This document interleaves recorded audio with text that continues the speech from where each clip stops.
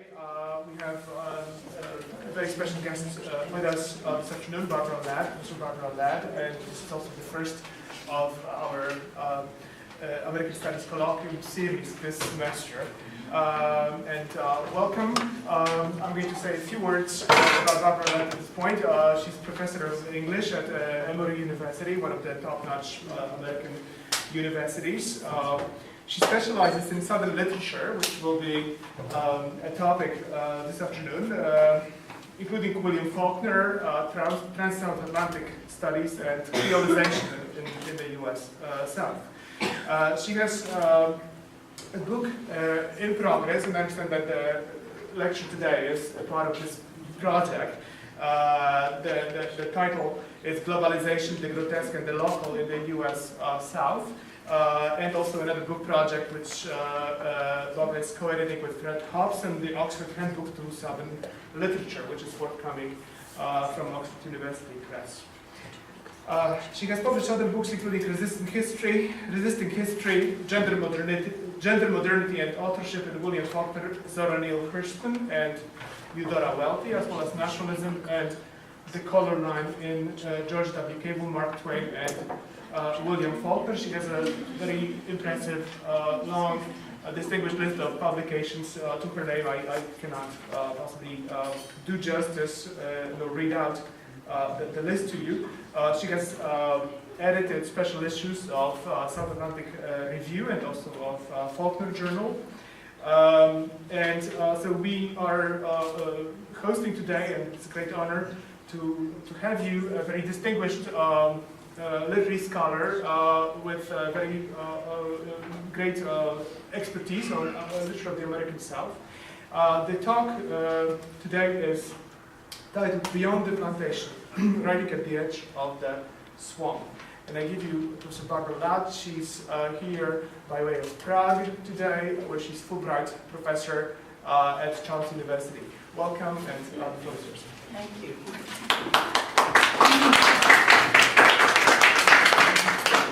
First, I want to thank Professor Basiuk, and I think that my pronunciation is awful, but thank you, and for hosting this, for inviting me, and organizing this. And I want to thank Anna Kurovitska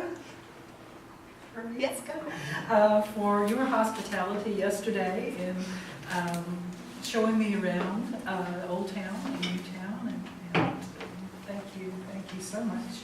I'm delighted to be here. I want to thank all of you for coming out this afternoon. I'm sure there are any number of things that you could be doing other than sitting here, so thank you very much.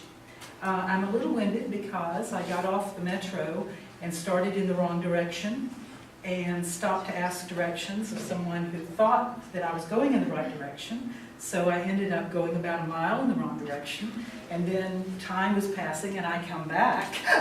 So I got here about 15 minutes ago and I'm a little bit winded, so I will recover. Yes, and I'm delighted to be here. Thank you all for coming out this afternoon. As you've been told, I'm speaking today from a book in progress. It is very much a work in progress, so I would appreciate any sort of questions or comments from you when I finish. I'm working on revisions. It is entitled Beyond the Plantation, Race and Class at the Edge of the Swamp. Lewis D. Rubin, Jr., one of the major figures in U.S. Southern literary studies, often told the story of trying to find a director for his dissertation at Johns Hopkins University in Baltimore in the early 1950s. He approached, quote, an American literature scholar of some reputation who liked very much to think of himself as a Southern gentleman, and proposed a dissertation on Thomas Wolfe. The professor responded that Thomas Wolfe was not a Southern writer, that he belonged, quote, in spirit among the Midwestern writers. Why? Because he was not a gentleman. And Southern literature, like the South itself, was defined, according to this professor, by its aristocratic ideal. Rubin, not to be dissuaded, found someone else to direct his dissertation, and went on with some others to define the field of Southern literary studies in terms somewhat different from those of the Johns Hopkins professor when it comes to matters of class. In the next decade, in the 1960s, in a very famous essay, Southern Literature, a Piedmont Art, Rubin wrote that the major Southern writers of the 20th century were, quote, outsiders to the aristocratic ideal, not poor, but not rich either, more like Thomas Wolfe, whose mother ran a boarding house in Asheville in western North Carolina. More recently, we have seen the flourishing in the South of a powerful working class in poor white literature. I'm thinking here of writers like Harry Crews, Dorothy Allison, Jim Grimsley, and Larry Brown. But in spite of the work of Rubin and his generation, as it's called, meaning the generation of the mid-20th century, and this more recent flowering of a redneck, or poor white writing, you could say that the aristocrat continues to exert a definite hold over the kind of work undertaken within the academy, at least insofar as the representation of black-white racial conflict is concerned.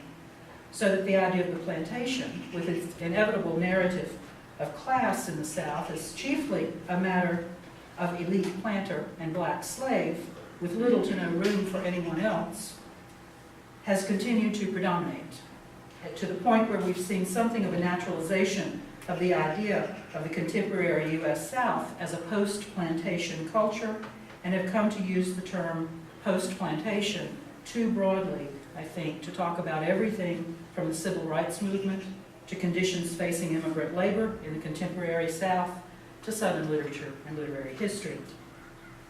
To put it bluntly, this is a narrative in which African Americans constitute an underclass, always in relation to the elite. One of the unfortunate consequences is that it becomes very hard to talk about the intersection of race and class in the South as it shapes the lives of most Southerners today, who are and have been middle class, working class, or poor. In other words, the continued preoccupation with the aristocrat and the plantation, home of the aristocrat, may have something to do with our inability to get past the static racial narrative, and I do think it's a static racial narrative that continues to shape racial discourse in literary studies.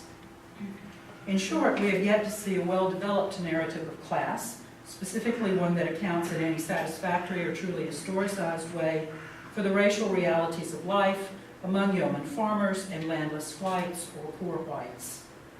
In the U.S., as you know, we're much more comfortable with race and gender, and more recently, ethnicity, as analytical categories. A few scholars coming from the field of whiteness studies have done some relevant work on class. I'm thinking of Grace Hale, Matt Ray, and John Hartigan Jr., but none is especially interested in literature. And it's not that we never treat poor whites, or as they're sometimes called, white trash, in the books and articles we publish. It's just that when we do, we seem more interested in the local color aspect of their presence in Southern literature. The Snopes clan always gets a laugh. Or too willing, too quick, to simply accept unquestioning the brief account of Southern poverty we've all come to know. The editors of the new Encyclopedia of Southern Culture volume on social class, for example, published just a couple of years ago, call poor whites, quote, the most elusive and enigmatic of the social classes in the U.S. South, and describe them as, quote, illiterate, transient, and sickly.